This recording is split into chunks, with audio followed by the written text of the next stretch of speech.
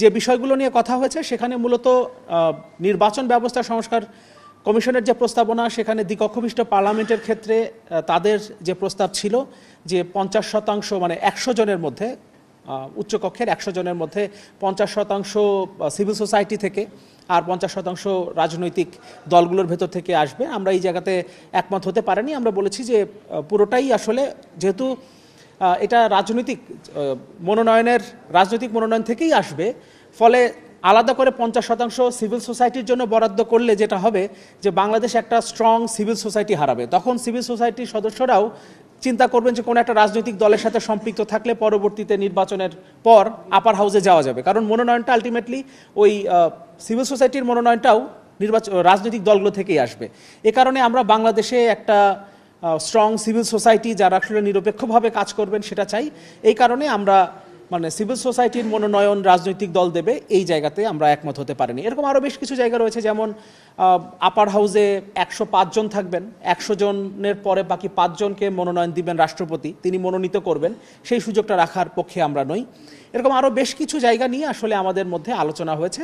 তবে আমরা আগের বারের আলোচনার পরেও যেমন বেশ কিছু জায়গায় ছাড় দিয়ে আমরা আগে 114টি জায়গায়, যেটা আমাদের সাধারণ সম্পাদক শহীদুল্লাহ কায়সার বলছিলেন যে আমরা আগের বার যখন 8 এপ্রিল বসেছিলাম তখন আমরা 114টি বিষয়ে একমত ছিলাম, এবার আমরা বসার আগে 118টি বিষয়ে একমত হয়ে এসেছি।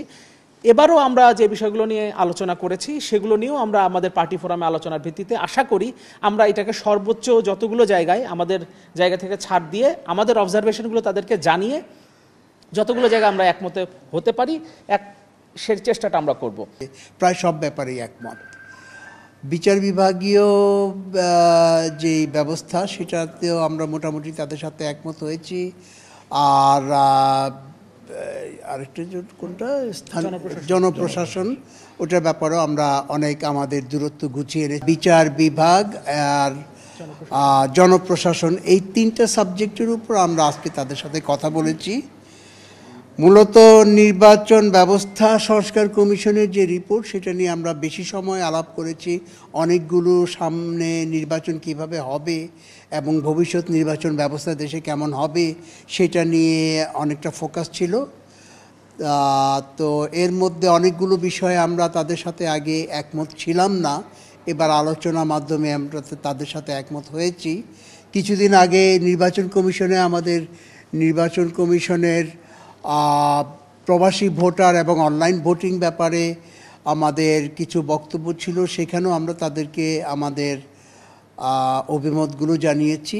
আজকে আর বাকি জিনিসগুলোর পরে আমরা মোটামুটি তাদের সাথে